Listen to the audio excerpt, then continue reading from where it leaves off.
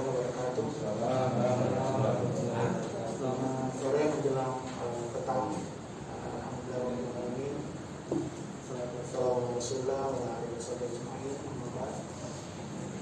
Di mana kakak-kakak yang kesempatan hadir pada sore hari ini, kita dari Lembaga Studi Kebijakan Publik akan mengadakan bincang-bincang mengenai polisi brief. Tema hari ini yaitu tentang pendidikan politik, karena nanti akan ada dua narasumber yang akan memberikan pemaparannya. Sebelum itu kami dari Lembaga Studi Kebijakan Publik memberi kesempatan untuk sambutan dari perwakilan manajemen Lembaga Studi Kebijakan Publik, Bapak Ahmad Yani, untuk memberikan pengantarnya sebelum kita masuk ke sesi diskusi kita pada sore hari ini. Waktu dan kesempatan kami berikan.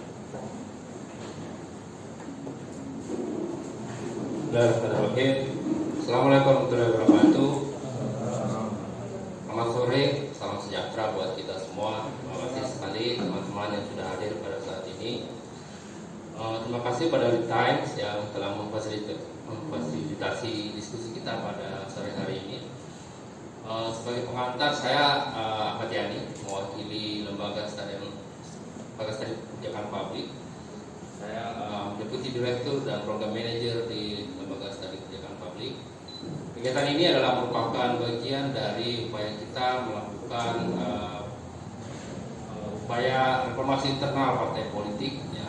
Kami bersama dengan Koalisi CSO Indonesia untuk partai politik yang inklusif dan relevan dan responsif, yaitu ada Drupadi Jawa Barat, ada Atma Widya Alterasi Indonesia di Yogyakarta, ada Ivelus di Jawa Timur, dan Indonesian Institute TII di DKI Jakarta, dan SKP sendiri di Sulawesi Selatan.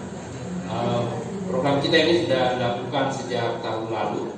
Apa yang kami lakukan adalah melakukan pelatihan untuk penyusunan policy brief atau kertas kebijakan, ya, pada kader-kader muda partai politik di Sulawesi Selatan.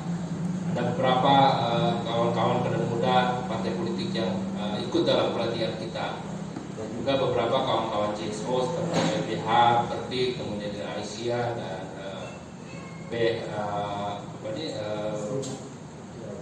Wanita Disabilitas Indonesia, ya, PWDI, dan beberapa CSO lain. Nah, setiap CSO ini kemudian membuat policy brief dengan 5 isu, ya.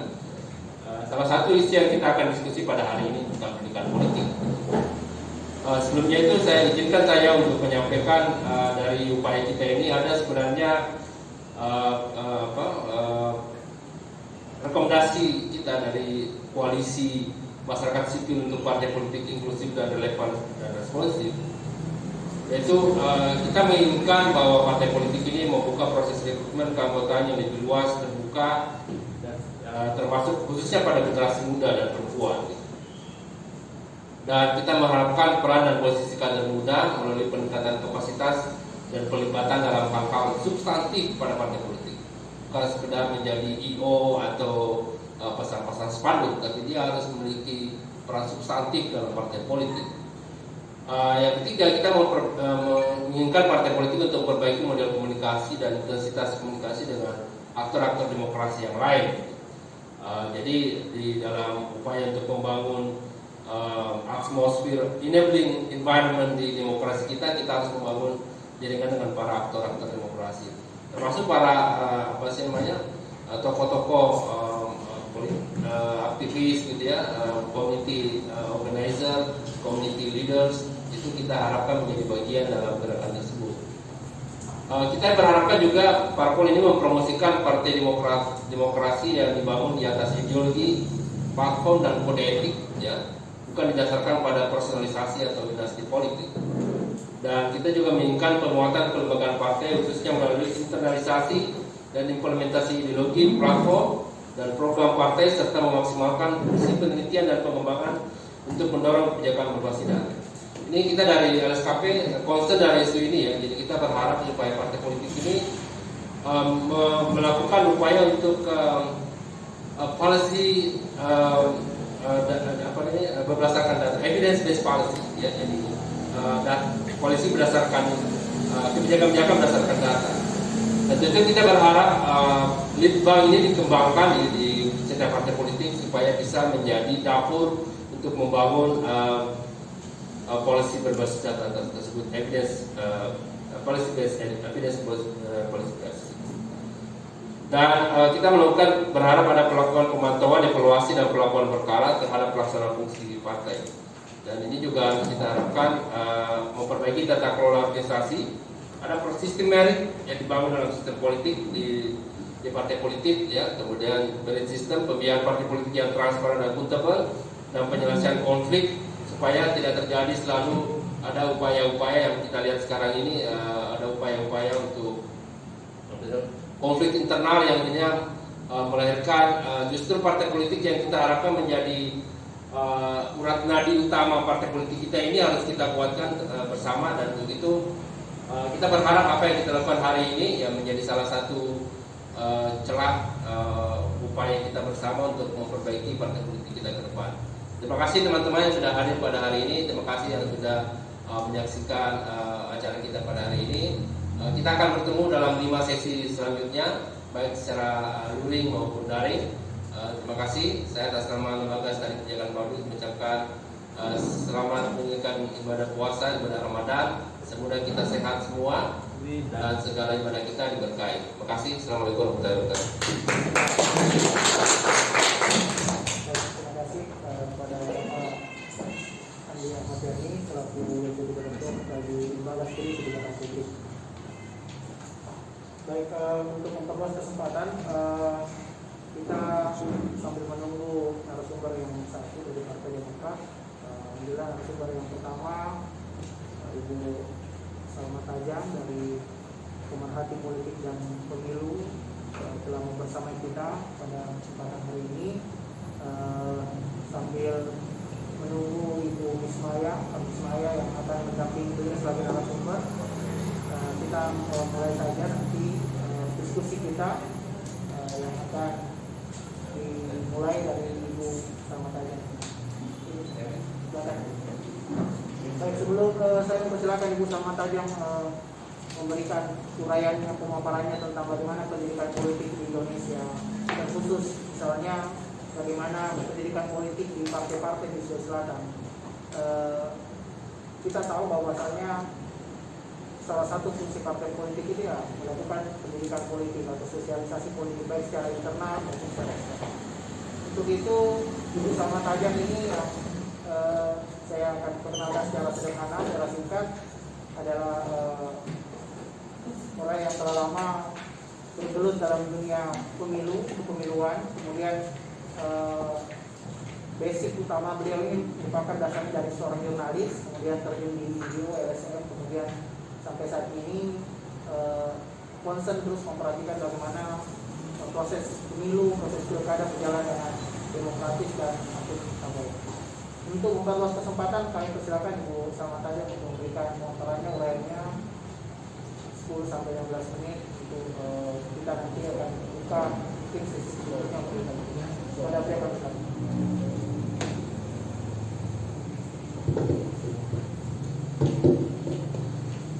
Terima kasih. Assalamualaikum warahmatullahi wabarakatuh. Selamat menunggu buka puasa kita semua. Mudah-mudahan kita bisa sampai berbuka dengan lancar. Amin. Pertama saya ingin mengucapkan terima kasih kepada Lembaga Studi Kebijakan Publik yang telah mengundang saya untuk berbagi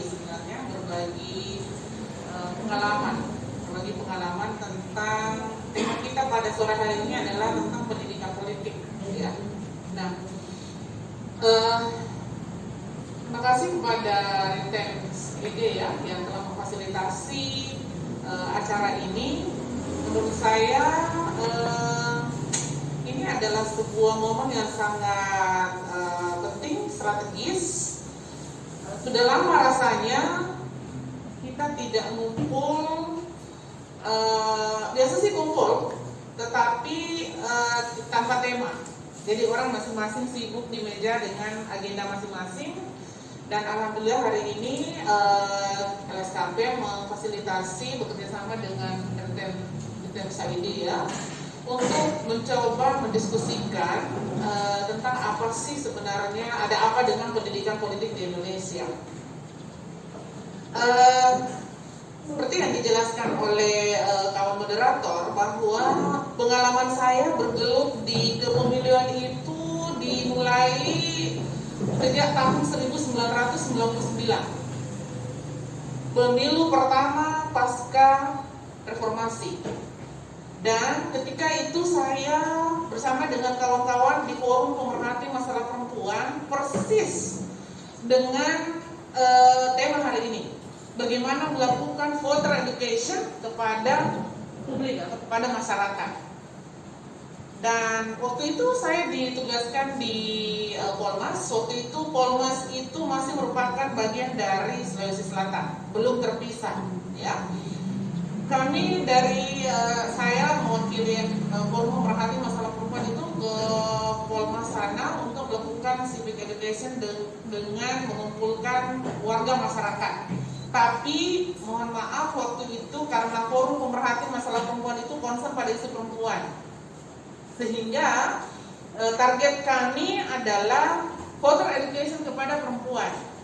Bukan berarti voter education kepada laki-laki itu tidak penting, penting juga. Tetapi waktu itu kami merasa bahwa keterbatasan perempuan untuk mendapatkan akses dan mendapatkan informasi yang seputaran pemilu. Kalau laki-laki kan boleh dikata memiliki akses yang luas ya.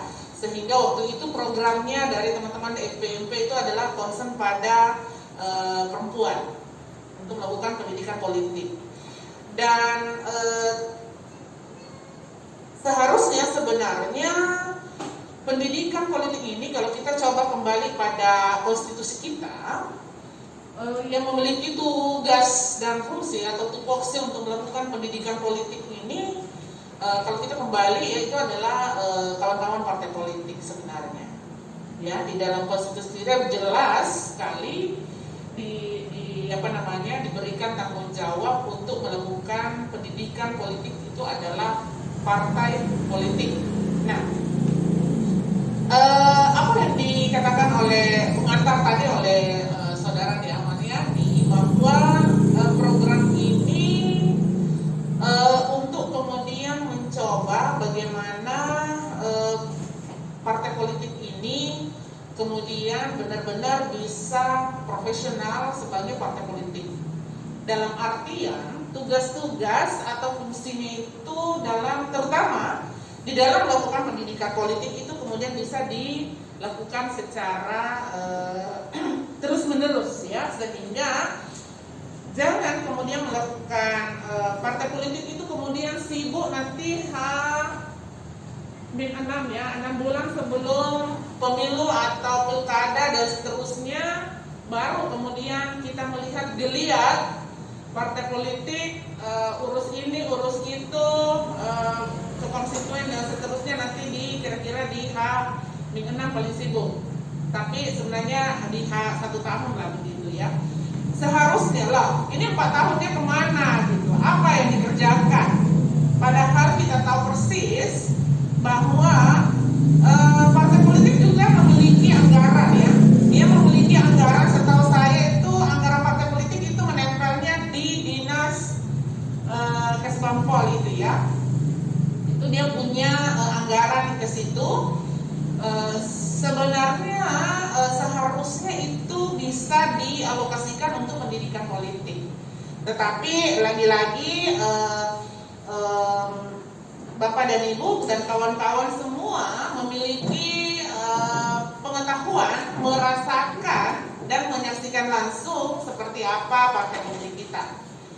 Nah, apakah apakah kita perlu menggugah atau dan seterusnya kepada partai politik? Saya kira itu enggak. Kalau saya, mari kita sama-sama melakukan kerja kolaborasi atau bagaimana mengambil peran strategis dalam rangka mendukung partai politik menjadi partai politik yang profesional dalam artian yaitu tadi bagaimana menegakkan ADART-nya secara membumi ya, secara nyata, jangan hanya tersimpan di dalam meja nanti kemudian dipakai ADART pada saat pencalonan misalnya atau menjelang pemilu. Kemudian yang kedua, bagaimana aktivitas pendidikan pemilih atau voter education itu dilakukan secara berkala atau secara terus-menerus oleh partai politik. Tentu saja selain itu adalah bagaimana partai politik kemudian melakukan kanalisasi ya. Kenapa Bapak dan Ibu? Karena partai politik itu adalah institusi demokrasi. Suka tidak suka, mau atau tidak, itu akan kita harus terima keadaannya. Kalau kemudian dia, mari Bu Maya. Ya, jadi apakah kita perlu kemudian mencemooh partai atau apapun, menggugat partai yang kurang maksimal melakukan pendidikan politik? Saya kira saran saya itu tidak ya. Tetapi bagaimana kita bekerja bersama, menggandengkan tangan secara bersama apa yang partai politik kemudian di mana tantangannya, di mana kendalanya, siapa yang bisa mengisi di situ dan seterusnya ya. Saya setuju bahwa saatnya sekarang memang masyarakat itu perlu diedukasi ya, diberikan pengetahuan tentang apa sih sebenarnya itu politik. Ya, secara sederhana politik itu adalah sangat mulia ya, sangat mulia. Kalaupun kemudian ada fakta atau ada realitas sosial yang mungkin kawan-kawan lihat di dalam dunia nyata itu adalah ekses, saya kira ya, ekses atau apa ya. Tapi itu sesungguhnya bukan sesuatu yang seharusnya terjadi. Tetapi itulah. Nah, karena itu pendidikan politik itu sangat penting. Bagaimana kemudian masyarakat kita kemudian diberikan pemahaman tentang betapa sangat dekatnya politik itu dengan dirinya, ya. Karena apapun yang terkait dengan kemaslahatan atau keberlangsungan hidup warga masyarakat itu sebenarnya terkait dengan politik, ya. Harga beras itu sangat dekat dengan politik. Kenapa? Karena itu kemudian menjadi pengaturannya kemudian diatur secara politik.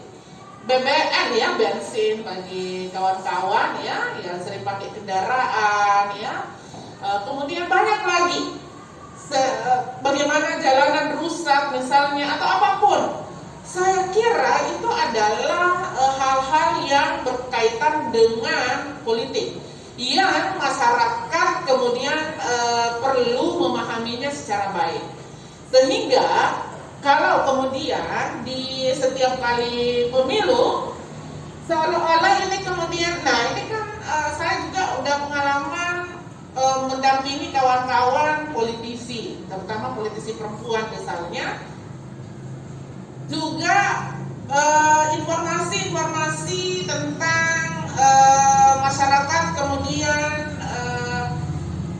besar sekali pengaruh sesuatu untuk kemudian menggunakan haknya untuk memilih misalnya, karena ada sesuatunya gitu. Di satu sisi sebagai peserta misalnya juga dalam tanda kutip kemudian mengalami tantangan betapa besar biaya politik yang harus dia siapkan untuk membiayai misalnya contoh pencalonannya, nanti Bu Maya yang akan menjelaskan itu ya. Nah, kalau kemudian pendidikan politik ini beres ya, partai politik bekerja melakukan pendidikan politik, organisasi masyarakat sipil juga kita melakukan pendidikan politik, penyelenggara ataupun organisasi-organisasi komunitas, saya kira termasuk mahasiswa, termasuk intinya berbagai stakeholder kemudian mampu melakukan penguatan pemahaman warga tentang hak-hak kewargaan itu. Saya kira ke depan itu tidak akan lagi ada yang namanya misalnya masyarakat itu tidak mau kemudian menerima sesuatu atau menghargai hak pilihnya, katakanlah itu dengan batasan jumlah. Kenapa? Karena dia tahu, dia paham bahwa saya memiliki suara saya itu kemudian tidak sebanding dengan berapapun jumlahnya. Nah, di sisi lain kemudian partai politik pun juga tidak perlu menyiapkan dana yang tak terbatas, ya, untuk kemudian berpikir bagaimana dia kemudian bisa melakukan pertarungan, ya, kecuali sebenarnya dia melakukan pertarungan ide dalam artian bagaimana menyusun sebuah program yang yang sederhana tetapi itu kemudian cocok dengan daerah pemilihannya. Karena kan kalau misalnya bicara soal pemilu, itu kan setiap calon memiliki dapil, ya. Nah, jadi itu kalau pendidikan politik itu berjalan sebagaimana mestinya. Juga saya kira sarana dan prasarana kita kemudian itu akan insya Allah akan dari hari ke hari akan semakin baik. Kenapa? Karena masyarakat ini kemudian menjadi pemantau semuanya, ya, dia menjadi pemantau semuanya, menjadi penjaga semuanya, dan dia bisa menjadi informasi ini bisa langsung kemudian terarah, ya, pada sebuah standar operasional prosedur misalnya. Jadi ketika misalnya ada masalah tentang rendahnya SDM terkait dengan sebuah pelayanan misalnya atau apapun itu jelas arah kemana kita harus menginformasikan sehingga persoalan-persoalan itu kemudian bisa tertangani, ya. Nah, itulah kemudian kenapa pendidikan politik itu sangat penting dilakukan oleh kita semua, termasuk misalnya terutama, ya, kawan-kawan partai politik. Karena sebenarnya kalau pendidikan politik ini berjalan, dampaknya juga itu ke teman-teman partai politik, ya. Jadi seperti itu. Dan Indonesia secara lebih umum, khususnya Sulsel dan Makassar, itu dari hari ke hari itu akan tambah baik kualitas demokrasinya. Apakah kualitas demokrasi kita sekarang ini tidak baik? Sesungguhnya baik juga, tetapi secara tentu sebagai manusia tentu kita ingin selalu lebih baik hari ini dari kemarin dan seterusnya. Bagaimana kemudian setiap stakeholder partai politik memiliki aturan atau mekanisme yang tetap, penyelenggara pemilu memiliki standar operasional yang tetap, sehingga semua memiliki sebuah standar yang paten, sehingga masyarakat ketika ada masalah itu kemudian dia bisa memberikan informasi atau melaporkan dalam bentuk tulisan ataupun lisan. Saya kira demikian saja terkait dengan materi saya.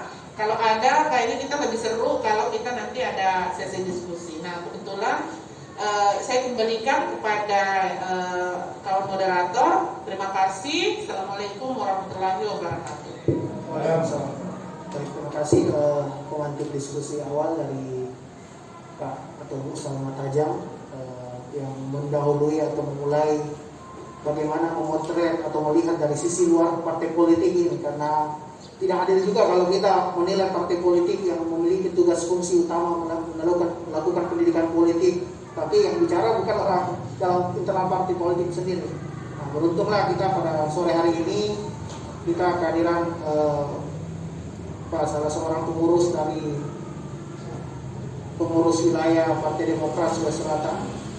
Sekali lagi, Ibu Mismaya, bukan kami dalam hal ini sore ini bukan untuk mengganggu internal partai sendiri, tapi kita ngobrol santai saja. Apa yang bisa diorongkan yang tidak melanggar ADART silakan dilakukan, karena ini bagian dari upaya kami bersama dari koalisi masyarakat sipil kita, bagaimana mendorong bagaimana kader muda memiliki ruang, bagaimana partai politik ini bisa menjadi semakin responsif, bisa semakin tidak menjadi eksklusif bagi orang-orang tertentu, tapi menjadi inklusif untuk semua orang. Oleh karena itu, sebelum kami Ismaya Herat ini memberikan pemantik diskusinya, saya bacakan sedikit CV-nya yang saya ketahui bahwa beliau ini orang yang sangat peduli terhadap sosial, karena beliau juga mengurusi bagian dari tanggap bencana di Partai Demokrat sendiri. Betul Bu ya? Jadi selain aktif di partai politik, ya Bu Mismaya secara sosial selalu turun aktif untuk melakukan kegiatan tanggap bencana, terkhusus melalui perwakilan Partai Demokrat sendiri. Untuk perluas kesempatan, Ibu Mismaya Herat memberikan pemaparannya bagaimana apa yang dirasakan dari pendidikan politik baik secara individu maupun apa yang dilakukan dalam institusi Partai Demokrat sendiri. Kami berikan kesempatan selama 10-15 menit untuk bincang-bincang santai. Nanti kita akan lakukan tanya jawab, sharing nanti di sesi berikutnya. Mungkin ada yang akan bertanya secara internal pengalaman Kamaya di partai politik dalam merasakan bagaimana pendidikan politik itu sendiri, atau nanti bertanya kepada Pak Salman Tajam sebagai pemerhati politik dan kependudukan. Waktu dan kesempatan kami berikan.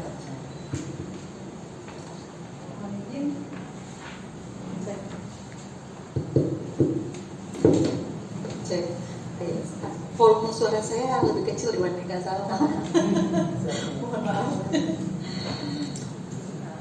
Mohon izin saya buka masker ya, dan biasa saya ngobrol pakai. Terima kasih. Assalamualaikum warahmatullahi wabarakatuh. Waalaikumsalam. Pertama-tama saya mohon maaf sekali atas keterlambatan saya. Saya sangat malu tadi masuk dan teman-teman sudah hadir di sini. Sekali lagi saya mohon maaf. Dayani dan Kak Salman. Baiklah, perkenalkan saya Maya, nama lengkap saya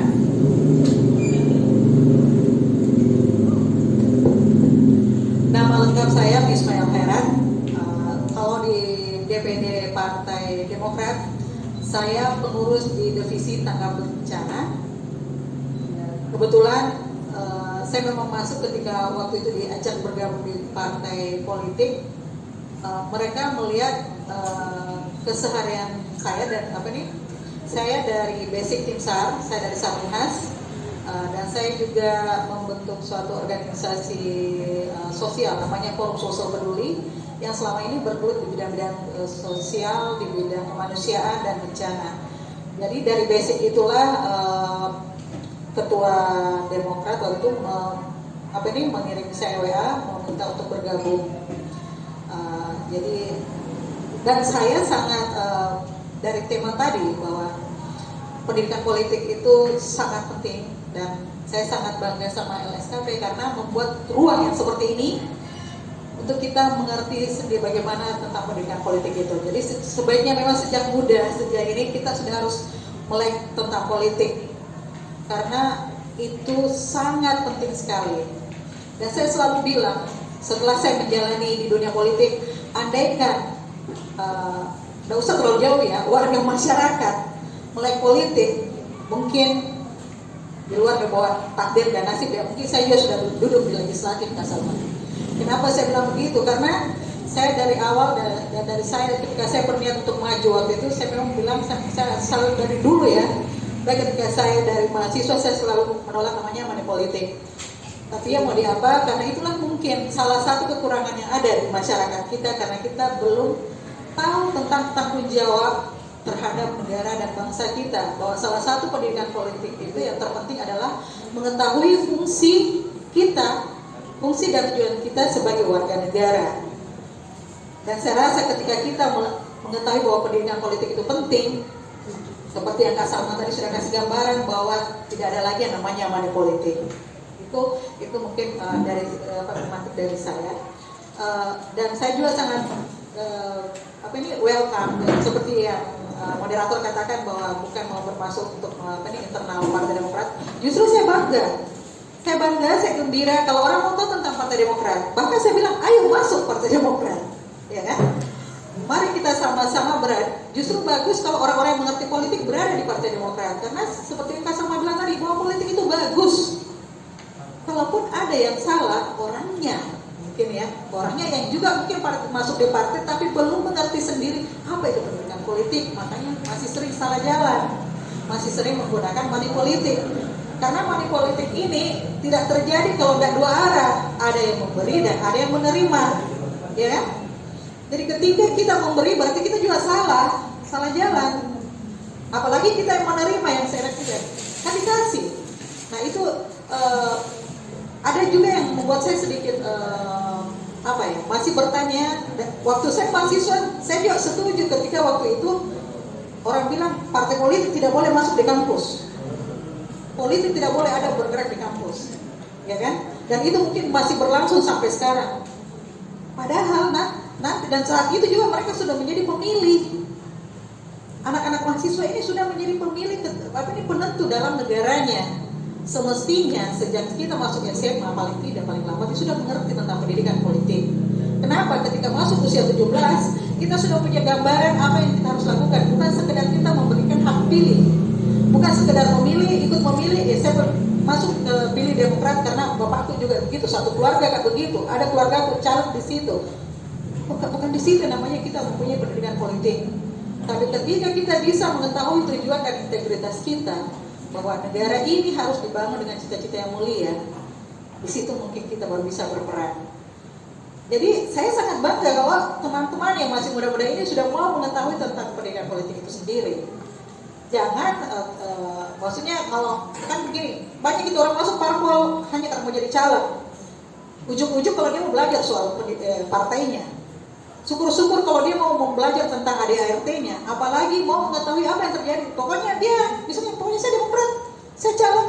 Ketika ditanya, bagus dia kalau dia tahu ketua partainya. Karena mungkin tiba-tiba karena dia punya duit, dia masuk di situ.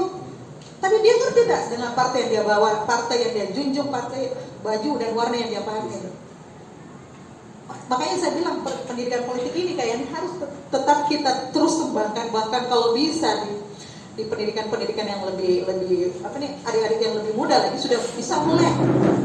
Karena apa? Salah satu tadi, money politik terjadi karena pendidikan politik kita tidak mumpuni. Baik yang memberi dan tidak memberi dan menerima ini tidak memahami.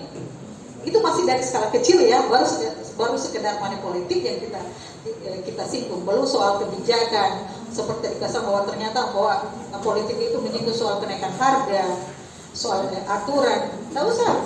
Soal liburan saja, waktu berlibur, jam mudik, waktu Anda mudik di saat lebaran, karena semua diatur. Anda pikir dari mana? Itu karena politik, bos. Nah kalau orang tidak mengerti politik, duduk di dalam dan mengaduk-aduk itu semua, maka jadilah hal-hal yang mungkin kita agama. Sekarang saja orang masih galau soal kapan waktu sekolahnya anak-anak. Dari bulan berapa diundur. Timbul polemik, kok sekolah dilarang? Sementara pasar dan mal-mal dibuka. Di mana ini bisa dijaga anak-anak? Sementara kalau di sekolah kan lebih bisa kita tracking berapa jumlah anak, di mana rumahnya dan lain-lain. Nah kalau di mall, tapi alasan ekonomi, memangnya kalau ekonomi corona juga ada kena, ya kan? Nah ini tapi kan ini semua karena politik. Nah, kebijakan-kebijakan ini yang perlu diberikan kepada orang-orang yang melek pendidikan politik. Kalau orang berpikir tentang pentingnya pendidikan sangat penting. Saya boleh dibilang saya terlambat mengetahui yang begini. Karena sama mungkin masih ada teman-teman di sini ketika diajak berpartai, deh. Saya berpartai itu ketika usia berapa ya? Baru sekitar 4 tahun yang lalu. Usia saya sudah di atas 40, termasuk terlambat. Bukan maksudnya saya pun berpolitik waktu itu masuk partai bukan karena mau masuk jadi caleg, tidak. Saya di dalam boleh dibilang saya dikandang paksa. Saya bilang saya ini hanya seorang wartawan yang tidak punya modal uang. Karena saya sudah tahu gambarannya pasti ujung-ujungnya duit. Tapi ketua saya percaya, dia bilang saya mau satu sosok perempuan, mohon maaf ini saya mungkin termasuk yang gak cerdas, mungkin gak di sana. Padahal saya masih belajar terus sama Kak Salma, saya belajar sama Kak Yani. Memang saya termasuk orang yang maniak pelatihan. Saya suka sekali kalau dipanggil gak pelatihan. Ya, mungkin kalau Kak Salma atau Kak Yani mungkin pernah. Saya tuh orang yang gak pernah bolos. Ya, karena saya mau belajar. Dan dari belajar itu akhirnya kan kita banyak mengetahui. Kalau saya mungkin ke internal. Kalau di Demokrat itu memang ya orang beraneka ragam. Ada yang mau belajar, ada yang mau tidak. Tapi di partai itu memberikan ruang. Diumumkan ada pelatihan ini, ada pelatihan ini. Siapa mau ikut? Bahkan saya pernah ditolak. Saya tanya, Kak, ada pelatihan ini apa? Dia bilang, sudah kok. Sakit hati kok ini. Iya, saya lihat, Kak, saya mau, ya tegur saya. Sudah mau itu, Maya, sama kita. Jadi di partai itu ada sebenarnya ruang untuk kita belajar. Sisa bagaimana orang-orang yang di dalam, karena ada mungkin dia mau dijewer kalau orang-orang tuanya, kebanyakan orang tua. Maaf.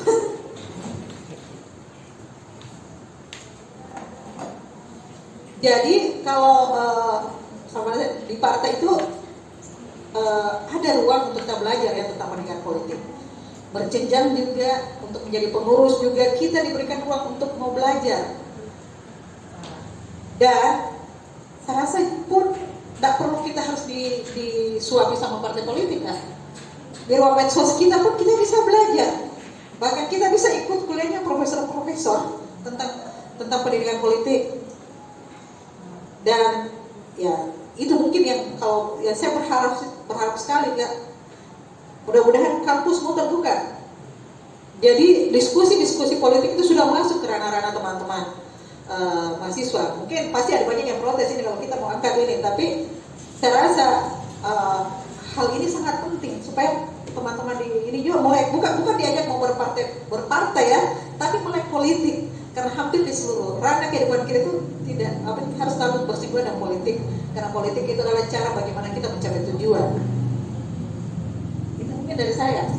Mungkin nanti kita lanjutkan dan diskusi selanjutnya. Terima kasih.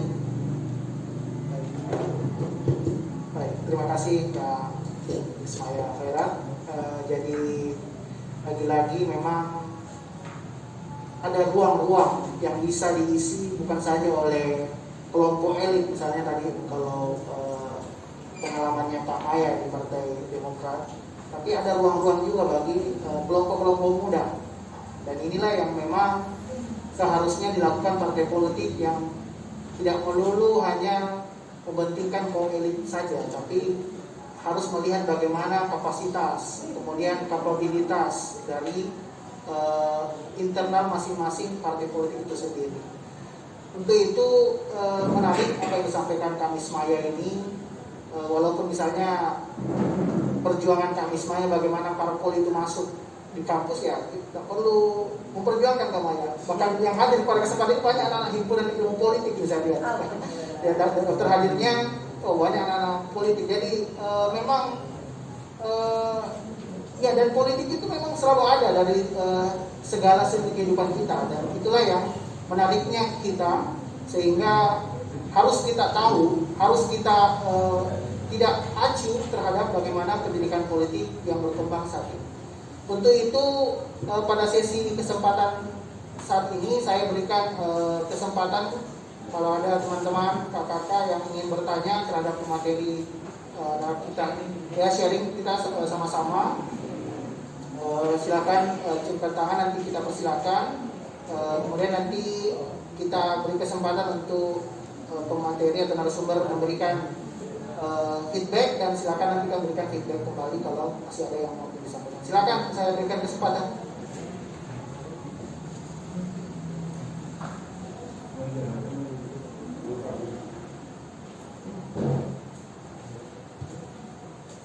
Ada yang mau sampaikan nggak?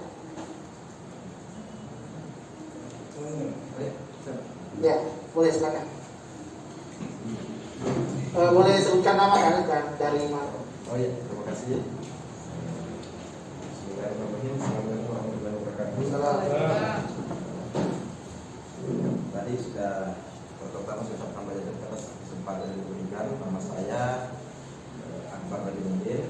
Kebetulan saat ini saya merupakan mahasiswa di Universitas Hasanuddin, khususnya di Prodi Ilmu Politik pasca Universitas Hasanuddin.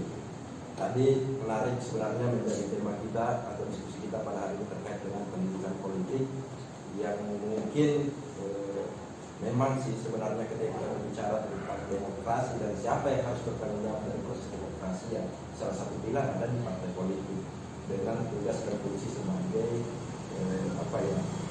wadah atau tempat yang bisa memberikan pendidikan politik khususnya kepada masyarakat kita. Sebenarnya tema kita terkait dengan diskusi ini, saya teringat dengan salah satu pernyataan penyair dari Jerman, Bertolt Brecht, yang mengatakan bahwa berita yang paling bahaya adalah berita politik. Nah, sebenarnya bagaimana kita bisa membangun sebuah pendidikan politik? Ada dua. Kalau kami sebenarnya melihat, kalau pengalaman kami selama ini ada dua sebenarnya.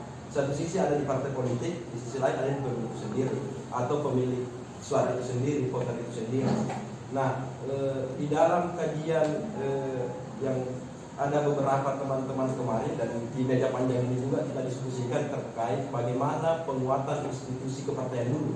Ya, kita melihat bagaimana disfungsi partai politik sampai hari ini juga terlihat begitu mewarnai proses perpolitikan kita. Misalnya di dalam beberapa kasus sebenarnya kan salah satu fungsi bukan hanya pada pendidikannya saja, tapi ada fungsi rekrutmen, ada fungsi kaderisasi. Bagi saya sebenarnya untuk mewujudkan pendidikan politik yang harus dipersiapkan adalah bagaimana SDM partai politik itu sendiri. Kita memulai dari penguatan SDM-nya untuk melahirkan mungkin volunteer dari internal partai politik itu. Misalnya, yang kedua, ketika partai politik berbicara pendidikan ke pemilih seperti yang disampaikan tadi itu pembicara pertama, bahwa sebenarnya harus ada proses pengawalan yang panjang, harus ada pendampingan yang lebih yang lebih berkesinambungan di masyarakat kita, tidak hanya nanti by moment, entah itu menjelang pileg, entah itu menjelang pilkada, entah itu menjelang pilpres, baru kemudian dia melihat bendera partai A, partai B, partai C. Sementara di sisi lain, ketika kita menarik lagi kembali bahwa fungsi partai politik sebagai fungsi komunikasi politik, harusnya dia terus-menerus membangun relasi dengan pemilih. Apa kebijakan yang harus dikawal, apa kebutuhan konstituen yang harus disuarakan. Bukan berarti ketika mereka kalah, dia tidak lagi berjuang bersama rakyat. Ada pemilih, ada konstituen yang harus dia ingat kembali. Dan itulah bagi saya relasi yang harus dibangun oleh orang-orang partai terhadap fraksi yang terbentuk di DPR, khususnya dari partai yang sama misalnya. Nah, kalau saya sih melihatnya sebenarnya berbicara pendidikan politik, kalau bagi saya itu tadi. Yang pertama ya penguatan institusi. Bagaimana partai ini betul-betul menjalankan 4 fungsi utama yang saling terkait itu. Misalnya fungsi kaderisasi, pendidikan politik, komunikasi politik, dan sirkulasi elit biasanya. Ini juga yang sangat penting di tubuh partai politik. Bagaimana distribusi kekuasaan di dalam itu bisa terbangun secara baik, bisa melihat berdasarkan potensi-potensi sumber daya manusia yang ada di internal partai. Tidak melihat bagaimana tarikan klanisasi dalam partai politik, tidak membangun jaringan feminisme dalam politik. Saya waktu kemarin di studi S1 saya mencoba juga menulis skripsi saya, walaupun masih jauh dari sempurna, tapi saya mencoba melihat bagaimana pengaruh feminisme atau proses politik kekeluargaan yang terjadi dalam satu tubuh partai politik. Dan bagi saya ini yang mencederai proses pendidikan politik. Orang-orang yang memiliki potensi lebih karena dia tidak memiliki garis keturunan yang besar dalam internal partai, dia tersisihkan. Dan ini yang bagi saya yang akan mencederai. Dan efek dari itu semua ya pelemahan institusi tadi. Dampaknya adalah pertama, partai politik hanya akan berada pada kekuatan dominasi aktornya. lain rezim kepemimpinan parpol, maka bisa saja posisi berubah kemenangannya. Jadi di pemilu ini dia menang, pemilu ke depan dia menurun, tergantung siapa aktor di dalamnya. Nah menurut saya ini dia tidak akan menemukan pemilih yang berdasarkan akar karena dia tergantung pada aktor dan elitnya. Nah celakanya lagi di bangunan-bangunan politik kekeluargaan tadi, efeknya kalau di kampung saya kemarin yang salah satunya yang menyebabkan hancur melebur partai ini dan kalah sepanjang pemilu, barusan kalah, itu karena efek tadi kekeluargaan, satu orang saja yang melakukan korupsi semuanya selesai, semuanya habis. Dan ini efek yang sangat, bagi saya ya sangat berdampak buruk terhadap partai, citra partai. Nah bagaimana sih sebenarnya membangun pendidikan politik kalau di internal saja tidak baik-baik saja? Nah, bagaimana misalnya kita hadir sebagai agen dalam pendidikan politik? Saya rasa dari berbagai pengalaman teman-teman kemarin, teman-teman juga di sini ada yang sempat kami melakukan penelitian di Kabupaten Mamasa terkait bagaimana perilaku pemilih terhadap partai-partai di Kabupaten Mamasa. Sebenarnya juga kami menemukan hal yang sama, bahwa penguatan institusi partai itu tidak benar-benar berjalan, yang ada hanya aktor tadi. Begitupun kami juga kemarin sempat melakukan riset dan perjalanan di perbatasan Indonesia Malaysia, tepatnya di Bukan, melihat dan memotret bagaimana perilaku politik, sama juga kami juga menemukan. Jadi di dalam perjalanan ini sebenarnya memang tanggung jawab terbesar untuk membangun pendidikan politik ya ada di partai politik itu sendiri dan kemudian ada di pemilih itu sendiri. Sejauh mana kita melihat bahwa seberapa penting peran kita sebagai pemilih, sebagai voter untuk membangun proses demokratisasi yang ada. Seperti yang disampaikan tadi dua pembicara kita, bahwa sebenarnya ini ya, pemilih harus tahu apa sih yang dilakukan partai setelah dia terpilih. Begitupun misalnya tadi bahwa ya pemilih harus melihat bahwa ketika hari ini yang terjadi pemilih berdasarkan proses transaksional, jangan pernah berharap apa-apa. Ketika hari ini suara itu dibeli, maka besok lusa tidak usah berharap kebijakan apa yang akan Anda lakukan. Karena kita sudah selesai, transaksi itu sudah selesai. Kita tidak punya lagi kontrak politik bahwa saya mau diperbaiki jalanku, saya mau diperbaiki jembatanku. Tidak mungkin itu, karena kita dari awal sudah melakukan transaksional. Dan menurut saya ketika ini terbangun terus-menerus, maka proses itu ya dia tidak akan pernah mencapai puncak pada tujuan kita berpartai dan tujuan kita berdemokrasi. Mungkin itu gambaran saya atau sedikit cerita saya terkait proses bagaimana melihat pendidikan politik, bagaimana melihat peran dan fungsi partai politik yang memang selama ini ya bisa dikatakan hampir semua publik menuntut ramai-ramai mana sih peran dan fungsi partai politik sendiri. Ya mungkin itu, terima kasih, mungkin nanti ada bisa ditambah oleh teman-teman yang lain. Sekian, wabillahi taufiq wal hidayah, wassalamualaikum warahmatullahi wabarakatuh.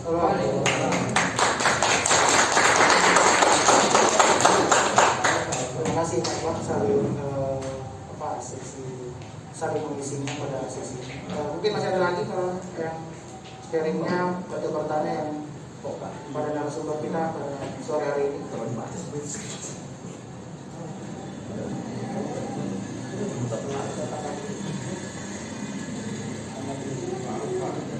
Baik, silakan Kang Mayang menanggapi dulu apa yang disampaikan tadi Kak Akbar mengenai tanggung jawab ini, bagaimana parpol ini yang sebenarnya. Kalau saya mau tanggapi tentang Kak Akbar ya, keren. Jadi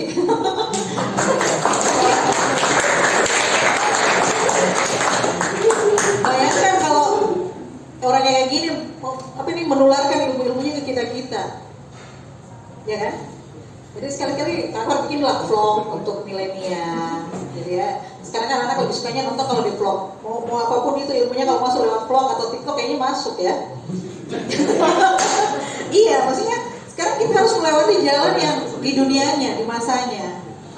Jadi kalau tadi selama beberapa detik saya serasa ikut kuliah, walaupun saya dulu dari MIPA, akhirnya saya dapat kuliah dari Pak Akbar. Dan kalau bisa ini ditularkan juga kepada adik-adik di kampus yang lain gitu.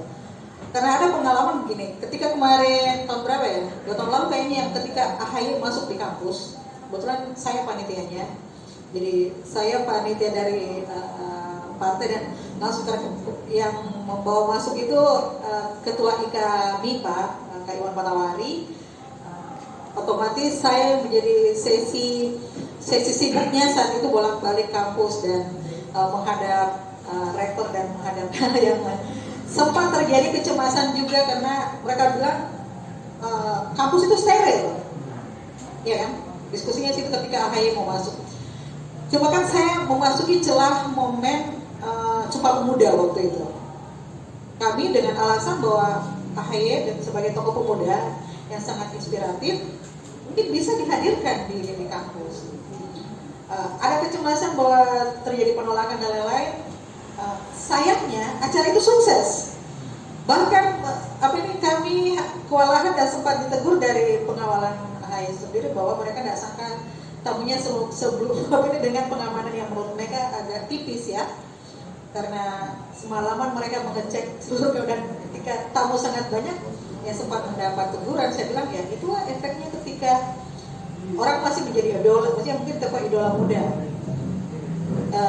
Cuman itu yang saya lihat, kenapa kampus harus masih steril dengan orang yang bersinggungan dengan politik gitu.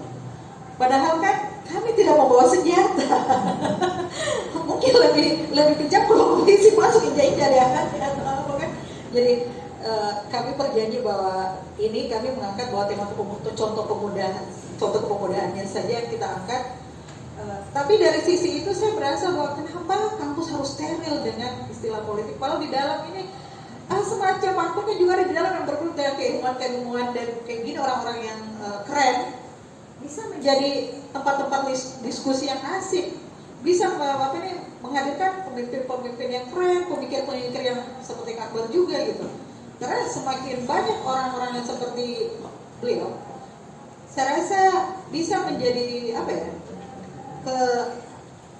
bisa menjadi pencuci otak bagi orang yang menganggap bahwa kampus itu steril terhadap partai politik. Karena saya bilang kalau dari dini kita sudah mulai, kita akan tahu apa yang harus kita lakukan sebagai warga negara.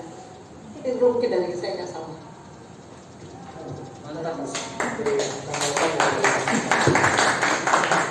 Iya. Iya. Jadi saya sependapat dengan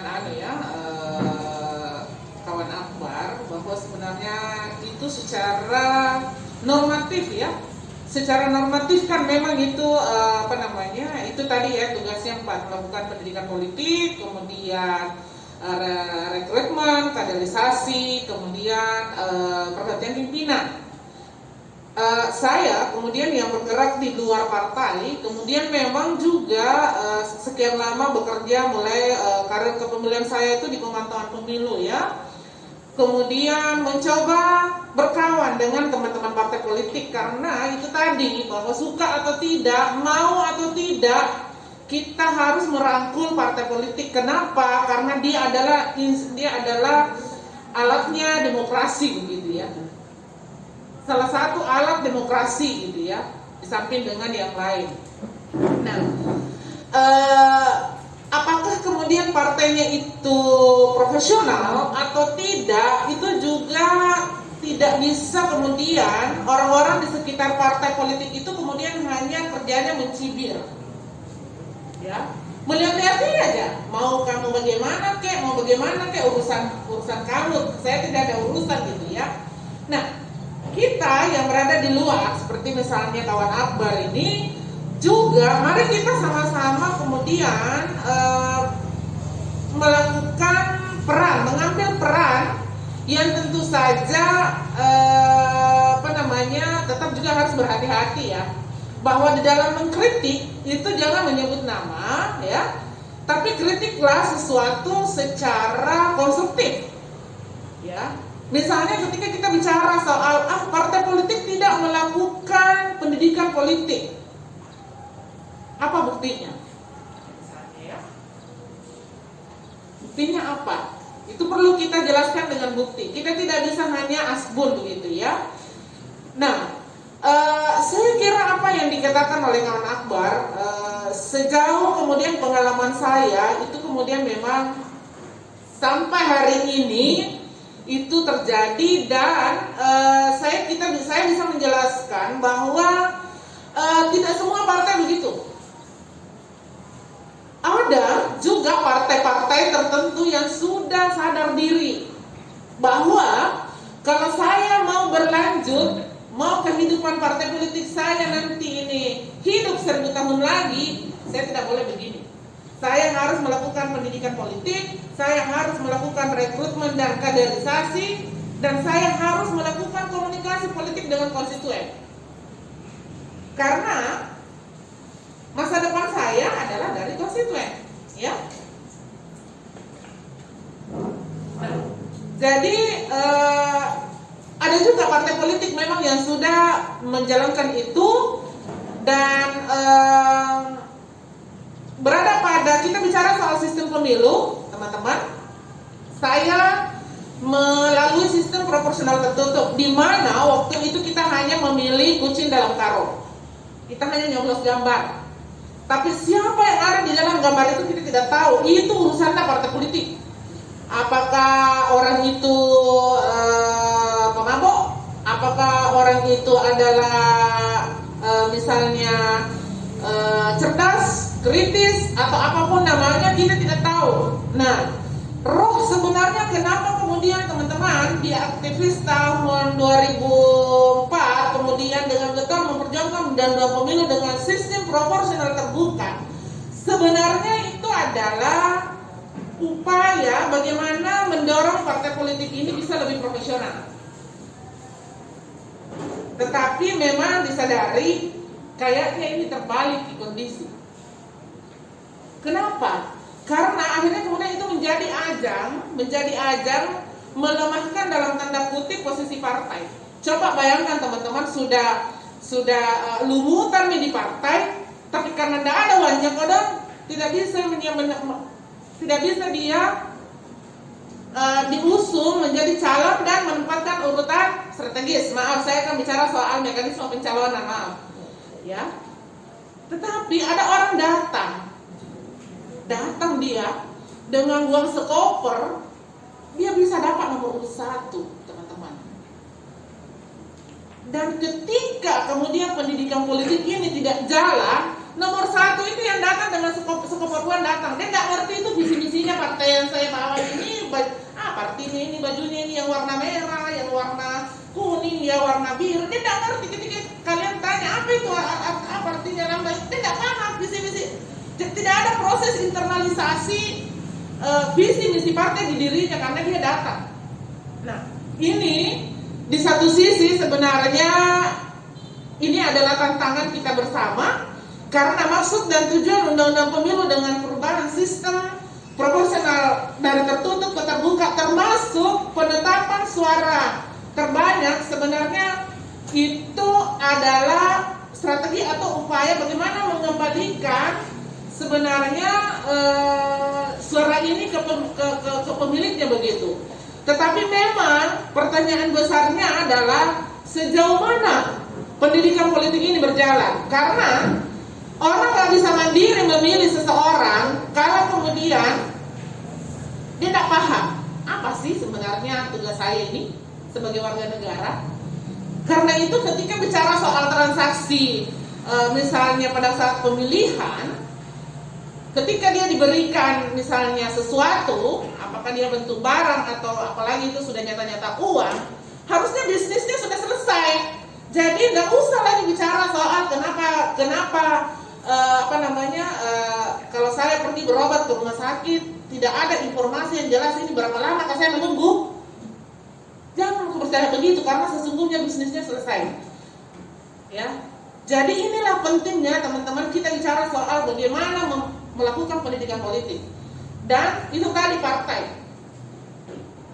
ya. Dan memang di banyak partai klan itu masih, dan itu yang sangat berpengaruh, ya. Itu yang lebih dominan, sehingga ketika misalnya ada seseorang yang datang dengan idealismenya, labet no, jadi kuliah, maksudnya nggak bisa jalan gitu ya.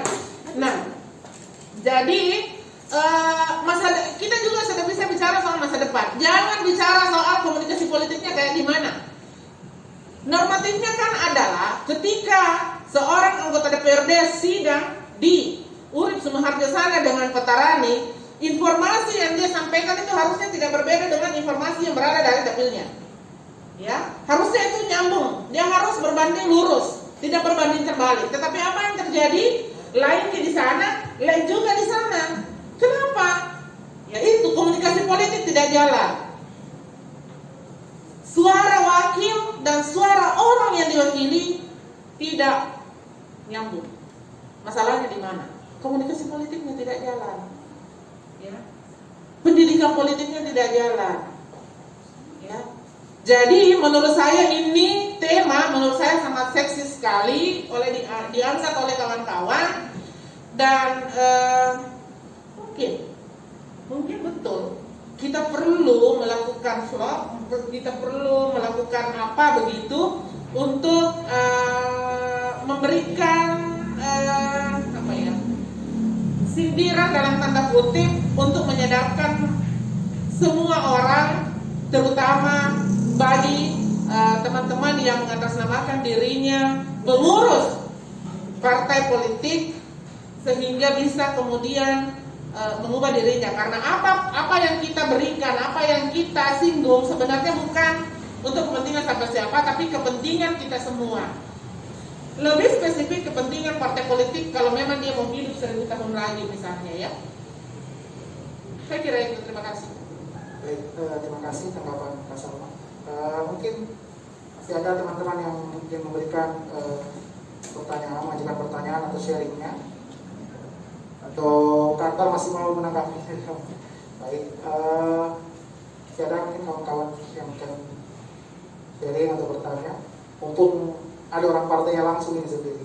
Ada Pak Ismail yang betul concern bagaimana perjuangan Kamaya ini tidak sendiri ya. Jadi Kamaya ini sebagai kader muda di partai politik tidak sendiri, dan inilah tugas kami sebagai CSO yang bagaimana memperjuangkan bagaimana gerakan dari kaum muda di partai politik ini dilakukan secara bersama-sama, bukan hanya oleh kader muda di partai politik itu sendiri, tapi teman-teman koalisi mitra yang ada di 5 provinsi ini bagaimana berupaya bagaimana partai politik bisa semakin relevan, inklusif, dan responsif terhadap masalah-masalah yang baik itu yang ada di internal maupun yang ada di eksternal.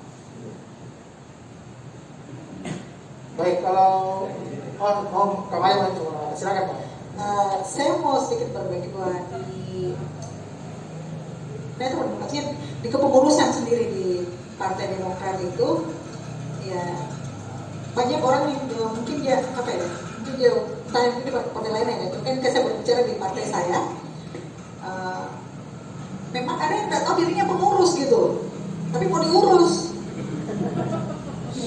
Ya, maksudnya ketika dia datang pas sudah acara ya, kita bikin mungkin suatu kegiatan, dia nggak tahu dirinya pengurus. Jadi saya kadang bilang, Bapak didaftar hadir sebagai pengurus atau peserta. Kalau pengurus Pak kembali dulu ke divisi, tanya nih, apa tugasnya? Jadi mungkin begitu.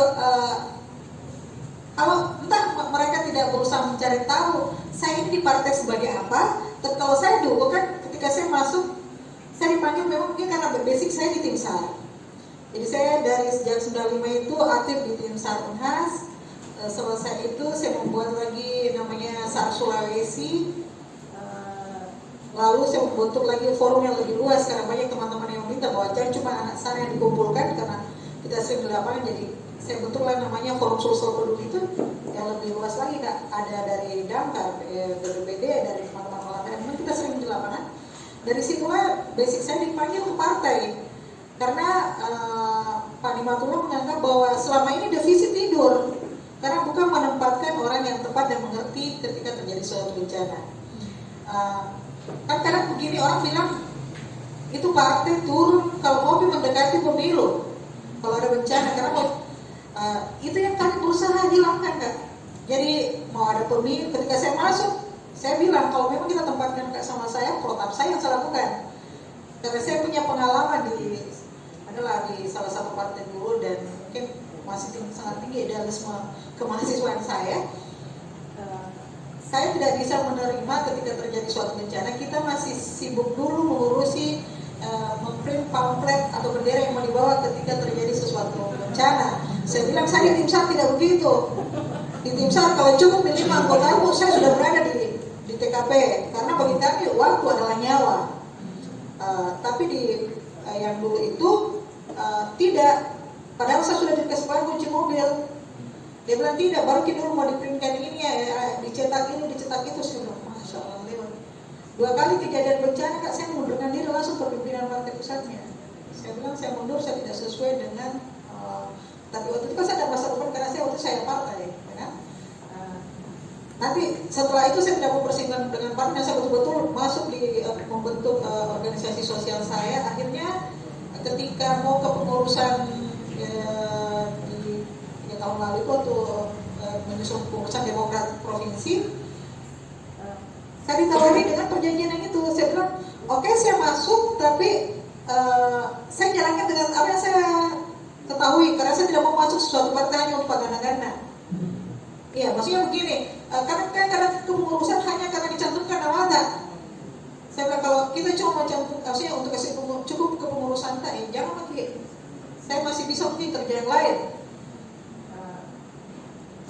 Jadi saya masuklah di divisi tanggap darurat, dan alhamdulillah saya sudah mereka kaget-kaget juga dengan sistem yang saya lakukan, karena ketika terjadi suatu bencana saya langsung kirim foto-foto kejadian, pokoknya saya dapat dulu orang mau diskusi apa. Dan saya ingat kejadian ketika persiapan wali kota waktu screening wali kota di Clarion untuk Partai Demokrat bertepatan dengan bencana di Bantaeng.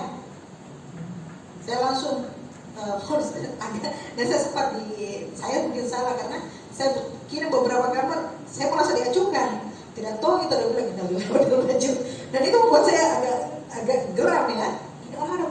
Jadi saya cuma bilang begini, di sini kita berebut kekuasaan sementara orang sana berebut untuk hidup.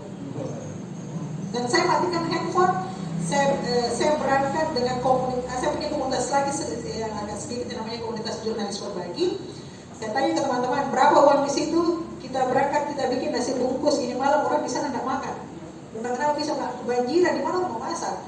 Saya sudah cek sama teman-teman Basarnas, dapur dan lain-lain itu mereka rata-rata terendam sampai selutut dan lumpur. Nggak mungkin orang bisa makan saat itu. Jadi saya bilang siapa yang punya keluarga di Jeneponto, pokoknya daerah terdekat, minta tolong kita kirim uang masakan kita untuk sekitar 200 bungkus. Nasi saja, lauk, kami singgah-singgah di jalan beli lauk, kita coba bikin telur, pokoknya yang singkat, tapi nasinya sudah siap. Kami kerjakan, baru saya kasih on kan, ternyata masuk teleponnya Pak Ketua banyak, dan bilang banyak telepon masuk karena sindiran saya, tapi saya bersyukur dengan terima kasih tersinggung Ki. Karena tapi saya tidak berniat jahat, saya cuma mengingatkan jangan sampai kita berebut kekuasaan di sini, di sana orang kelaparan. Jadi dia cuma bilang apa yang kau butuhkan, saya bilang banyak. Kalau kita tanya apa yang saya butuhkan, karena saya sudah di jalan. Jadi dia bilang oke, nanti bantuan menyusul tunggu saja di Kota Bantaeng. Jadi saya rasa memang begitu pentingnya pimpinan partai politik. Dia harus tahu kapasitas siapa yang dijadikan pengurus di bukan maksudnya saya memuji karena saya ditempatkan di tempat yang tepat, bukan. Tapi kalau saya mungkin ditempatkan di tempat yang lain juga saya tidak mau kalau saya tidak tahu, ya kan? Kalau saya tidak berpengalaman saya tidak mungkin mau terima saya ditempatkan di situ. Saya sudah bilang dari awal kalau saya cuma ditempatkan hanya untuk pagana-gana, jangan dikasih masuk ke pengurus. Dan kalau saya dikasih masuk karena memang mau ikut mengurus juga, saya bersedia. Jadi begitu kayak sama pengalaman saya dan apa yang saya lakukan, maksudnya saya lakukan perombakan mungkin sedikit-sedikit di partai, bahwa saya malah bilang jangan kita hapus itu. Orang bilang kita tuh membantu karena kita mau orang lihat Ki, bukan. Kita turun karena memang orang butuh bantuan. Terlebih bahwa kita memang dari partai mana urusan belakang itu. Yang penting kita datang di tempat yang di waktu dan tempat yang tepat. Karena biar kita mau bantu apa kalau orang sudah lewat di waktu, misalnya waktu laparnya, dia makanan apa tidak mungkin. Tapi ketika kita datang pada saat orang betul lapar dan tidak bisa melakukan apa-apa, biar nasi dengan telur saja berkaca-kaca itu orang bilang terima kasih. Dan saya rasa dari doa-doa mereka orang terima kasih itu sangat mulia. Mungkin dari saya pengalaman. Siap, terima kasih sharing pengalaman, dan ini bagian dari pendidikan politik. Saya rasa walaupun tidak membawa identitas kepartean yang sepengalamannya kawan ayah. Baik, kawan-kawan mungkin masih ada yang mau disampaikan, di-sharingkan. Ya, kita mungkin pada sesi terakhir sampai menunggu buka puasa. Dari teman-teman perempuan, oh silakan Kak, yang pakai songkok. Silakan. Saya kira yang mau baca doa tadi. Doa itu kan buka puasa. Silakan Kak. Assalamualaikum warahmatullahi wabarakatuh. Salam sejahtera untuk kita semua. Salam. Saya dari sebenarnya kalau bicara tentang pembelajaran politik, setiap hari, setiap detik kita pasti akan merasakan yang namanya politik. Itu sudah pasti. Mulai dari kebijakan, mulai dari ekonomi, semua tidak ada misalnya dari namanya politik itu sendiri. Tetapi pembelajaran politik yang sebenarnya ingin didapat ini bukan hanya pada konteks secara sempit. Orang bercinta pun, orang pacaran pun, ketika dia mampu mempengaruhi lawan jenisnya untuk mengikuti keinginannya dia, itu dia sudah berhasil untuk berpolitik. Itu kalau dalam bercinta. Tapi kalau kita bicara tentang politik dalam bernegara, esensi daripada hadirnya sebuah partai politik dan politik itu sendiri adalah terlahirnya demokrasi yang betul-betul demokrasi. Demokrasi seperti apa? Transparansi, kemudian efektivitas dalam pelaksanaan pemilunya. Semua bergerak dalam sebuah sistem itu sendiri, terutama sistem kepemiluan kita. Nah, kembali kita pada konteks tadi bicara tentang peran partai politik. Kapan aja tadi sudah banyak sebenarnya memberikan ilmu kepada kita semua. Dan saya juga banyak belajar dari beliau. Ketika kita bicara tentang fungsi partai politik, terutama bagaimana kaderisasi yang sampai saat ini tidak pernah memberikan pembelajaran politik kepada kita. Itu yang pertama saya dapatkan. Pertama, kenapa? Hampir di semua partai politik yang ada di Indonesia, kaderisasi hanya sebuah simbol. Itu yang penting kita ingat. Kaderisasi hanya sebuah simbol, tetapi pada proses kaderisasi sampai rekrutmennya tidak sampai kepada tahap itu. Seperti apa dikatakan tadi, bahwa siapa yang punya uang, siapa yang punya modal datang tanpa mengerti apa itu partai politik yang dia dapat masuki, apa tujuannya, kemudian ketika dia mentransferkan yang namanya visi misi partai politiknya, dia tidak mampu. Yang jadi pertanyaannya, masyarakat mau menerima apa? Ilmu apa yang dia dapat? Pembelajaran politik tentang apa yang dia dapat? Tapi jangan salahkan ketika terjadi yang namanya transaksional politik itu sendiri. Saya ketika dikatakan bahwa ketika sudah terjadi yang namanya transaksional politik itu tadi, misalnya memberikan uang atau kepada konstituen, bagi saya itu bukan hal yang tidak perlu kita jadikan sebagai suatu yang mengakhiri sebuah yang namanya politik tadi. Tetapi di sini adalah bagaimana kemampuan partai politik itu sendiri menerjemahkan apa sebenarnya keinginan dari partai politik itu untuk disampaikan kepada masyarakat. Contoh kecilnya misalnya Bantu di Kota Makassar. Setiap tahun di Makassar itu sudah mencerminkan sekali yang namanya kota metropolitan seperti Jakarta. Kota metropolitan itu misalnya macet, banjir, itu sudah menunjukkan. Makassar sudah menuju itu. Tetapi di mana peran partai politik pada saat hal-hal seperti ini? Menunjuk sosok sebagai misalnya wali kota, anggota dewannya yang tidak peka terhadap yang masalah-masalah sosial. Yang ada apa? Karena tadi transaksional bukan pada tingkat bawahnya, tapi pada tingkat elit. Tingkat elit itu sangat betul-betul tersembunyi, tapi tidak memberikan apalagi pembelajaran ketika kalau orang yang mengerti tentang partai politik atau mengerti tentang ilmu politik, seperti teman-teman ini ilmu politik, setiap hari pasti sudah memahami tentang partai politik itu seperti apa. partai politik itu adalah makhluk hidup sebenarnya kalau kita bicara. Karena dia punya tujuan bagaimana masyarakat itu punya adalah tujuan utamanya mensejahterakan. Tetapi yang terjadi pada saat ini adalah partai politik, bahkan bukan hanya partai politik, lembaga-lembaga yang berhubungan dengan menyuarakan tentang demokrasi, menyuarakan tentang politik, tidak mampu mentransferkan itu juga seperti apa yang mereka inginkan. Jadi perlu ada satu konsep sebenarnya, konsep duduk bersama sebenarnya. Tidak mementingkan ego, termasuk partai politik dengan partai politiknya. Bukan memandang warna atau undangan, tapi kita berkompetisi untuk bisa menghadirkan sebuah tujuan yang sama tadi. Ini organisasi, negara adalah organisasi. Partai politik adalah bagian terkecil sebenarnya. Yang ketergantungan hidup partai politik ada pada masyarakat. Ketergantungan hidupnya itu ada di masyarakat. Ketika masyarakat tidak mampu dia, apalagi tidak mampu dia berikan pendidikan secara baik, maka seperti apa? Tidak ada lagi partai politik yang 100 tahun. Partai politik bisa saja 2024 ini banyak yang tidak sampai, apalagi batas ambang yang dulu di parlemen. Karena tadi kesempatannya itu saat sekarang memberikan seperti ini apalagi sekarang ini bukan lagi dari partai politik sebenarnya. Ada lembaga-lembaga yang memang tadi dan bahkan ketika saya datang seperti konser apa juga yang ditawarkan untuk pembelajaran ini atau tentang sosialisasi tentang transfer pengetahuan tentang politik yang ada di Indonesia tadi. Nah sampai sekarang saya duduk sampai sekarang pun saya belum mendapatkan itu. Lebih baik saya dapatkan dari rekan aja tadi.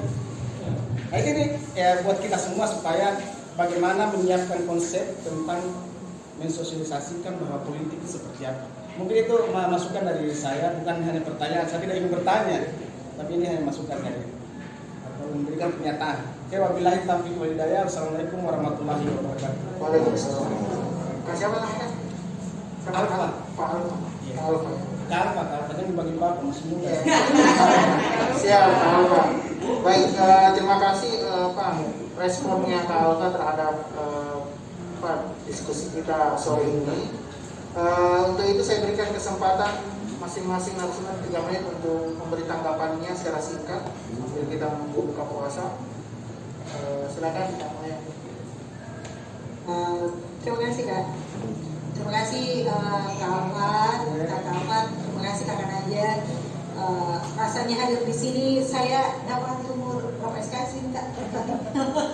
Karena saya sebenarnya juga dalam posisi sebagai siswa kami membentuk salah satu pendidikan dan ada kami itu punya kacamata yang selalu mengingatkan kami untuk ikut Zoom dan saya masih dalam proses belajar juga. Dan hari ini kesempatan bahwa saya semakin bertambah ilmunya Kak Tama ya. Dihadirkan ketemu dengan kakak-kakak semua yang ganteng-ganteng, yang cantik-cantik ini. Dan memang kami harus terus belajar. Kami harus terus belajar, apalagi memang namanya kan terus berkembang ya. Tiap hari terjadi perubahan-perubahan apa yang perlu kita lakukan untuk bangsa dan negara ini menjadi tantangan bahwa kita harus terus belajar dan belajar. Dan mungkin dengan diskusi-diskusi dan terima kasih yang sangat besar untuk Kak Yani dan teman-teman LSKP karena di tempat belajar itu memang kami dari berbagai partai dikumpulkan. Dari berbagai partai selalu diajak berdiskusi dan semoga ini menjadi titik terang bahwa pendidikan itu bisa terus berkembang. Dan saya berharap bahwa ini terus dilanjutkan dengan metode diskusi-diskusi lebih keren. Dan seperti tadi Kak, kalau ada vlog atau TikToknya, bisa kakak-kakak yang ganteng-ganteng ini menjadi narasumber yang keren-keren juga. Itu mungkin dari saya. Terima kasih. Assalamualaikum warahmatullahi wabarakatuh.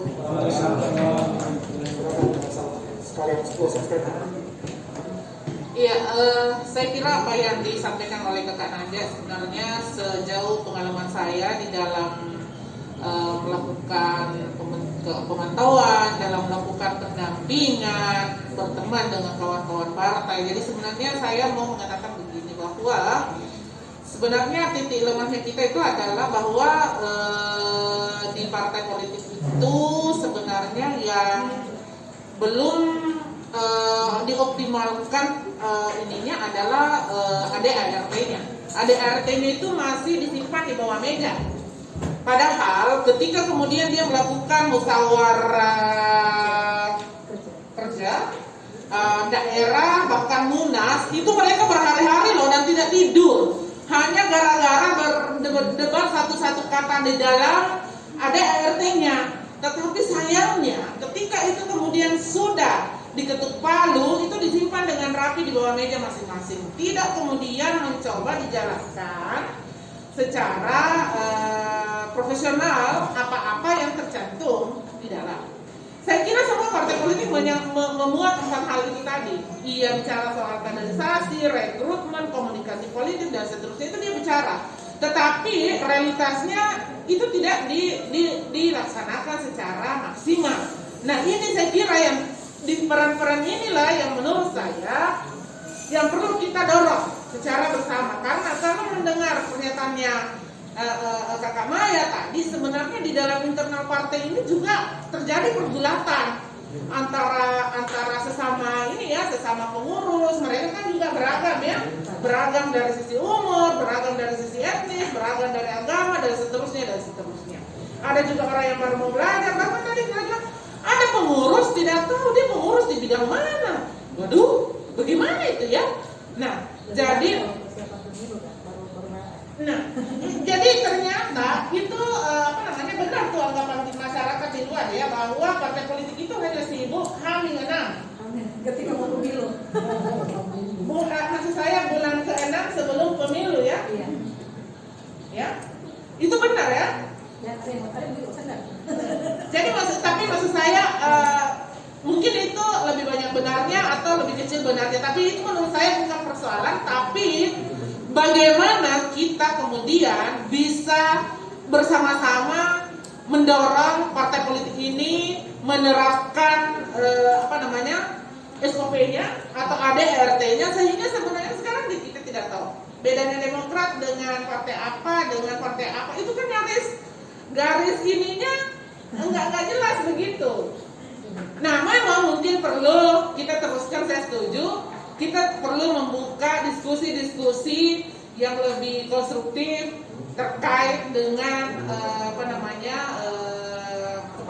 partai politik kita, di mana kelemahannya, di mana tantangannya, di mana keunggulannya dan seterusnya begitu, sehingga masyarakat pun juga kemudian belajar secara tidak langsung bahwa ternyata partai ini begini, partai ini begini, ternyata kita sebagai warga itu harusnya begini dan seterusnya. Nah, saya kira juga memang forum-forum diskusi seperti ini kita perlu inisiasi dimanapun teman-teman berada, misalnya mau di kampung, mau di mana, itu yang perlu kita galakkan. Dan saya kira kita tidak perlu menyalahkan partai politik, karena semakin menyalahkan dia semakin bingung, semakin tidak kerja juga dan seterusnya. Lebih baik kita berkawan, karena biasanya mudah mempengaruhi kalau kita sudah berkawan kan, kira-kira begitu. Dibanding dengan jauh, jangan alergi, apalagi alergi kan. Nah, saya kira itu saja. Terima kasih kepada teman-teman SKP yang sudah memfasilitasi acara ini. Saya kalau bicara soal politik dan pemilu saya langsung bersemangat. Jadi terima kasih sekali lagi moderator, teman-teman, bapak dan ibu yang saya lihat semuanya tidak ada yang kakak-kakak, semua adik-adik semua masih ini ya, tidak ada kayaknya saya lihat wajah-wajah wajah-wajah semuanya bersemangat. Jadi maksudnya enjoy dengan diskusi dengan tema kita hari ini. Terima kasih. Assalamualaikum warahmatullahi wabarakatuh.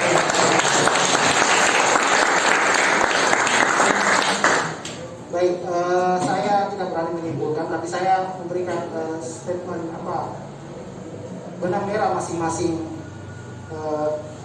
penyampaian dari para yang berkesempatan memberikan pemikirannya pada kesempatan hari ini. Misalnya tadi Kak Salma bagaimana pertarungan ide, atau kalau bahasa textbooknya misalnya ideologi parpol itu sendiri. Kemudian misalnya tadi Kak Abismaya bagaimana upayanya, bagaimana parpol ini bolehlah masuk kampus biar bisa memberikan edukasi kepada mahasiswa. Kemudian Kak Akbar tadi bagaimana upayanya parpol dan voters atau masyarakat itu sendiri bisa saling cerdas, bukan hanya tahu saat memilih dan setelah memilih saja, tapi harus mengetahui tugas dan fungsinya masing-masing. Dan terakhir kalau kata Pak Alfat, ya kita harus punya konsep duduk bersama. Tapi terakhir saya mau kutip pesan guru saya almarhum Profesor Berusi, misalnya pernah bilang, jangan capek-capek kita datang ke kampus. Ya, untuk apa capek-capek datang ke kampus? Ya, tapi ternyata datang ke kampus itu ya kita belajar, itu bagian dari pembelajaran non politik kita. Jadi lagi-lagi ini bagian dari proses bagaimana kita mengupayakan partai politik ini bisa semakin relevan, responsif dan inklusif bagi kita semua. Bukan hanya tugas kader muda yang ada di parpol itu sendiri, tapi tugas sama-sama kita yang berada di luar parpol atau bagian dari lapisan elemen dari masyarakat. Saya kira itu saja. Terima kasih sekali lagi kepada Arit Times yang telah memfasilitasi kegiatan ini.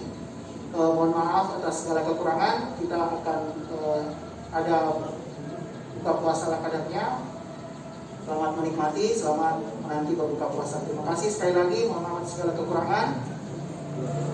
Assalamualaikum warahmatullahi wabarakatuh.